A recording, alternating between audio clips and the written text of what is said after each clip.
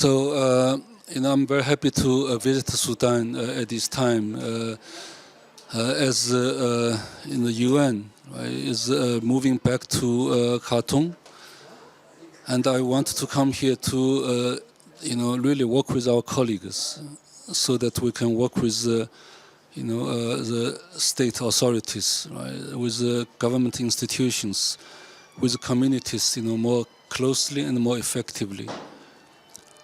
I think what we want to achieve is a situation where, the Sudanese people, does not only depend on humanitarian support, right? We needed to create conditions where, we can reduce people's dependency on humanitarian support, but develop their own resilience and develop their capacity, so that they can, take charge of their fate, their future. Right? I think for the United Nations, the Secretary General has always advocated for, building peace, right?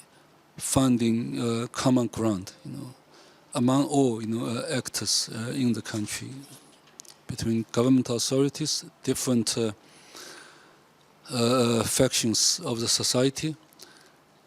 Without conditions of peace, it is very difficult to move to recovery and to reconstruction. Right?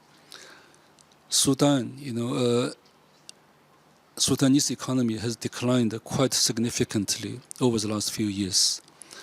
According to the World Bank estimates, the economy has contracted by about 40% over the last 2-3 years. Right? And this year, because of conditions of peace in parts of the country, right, the World Bank has estimated that there will be, a good levels of recovery and also a growth in service sectors. So the economy may grow by 9% this year, right? Right. But without sustainable peace, right, we cannot sustain, the level of growth, right?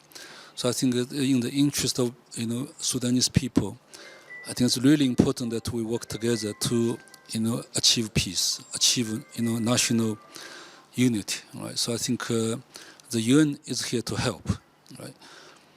But only Sudanese people can decide, its future, right?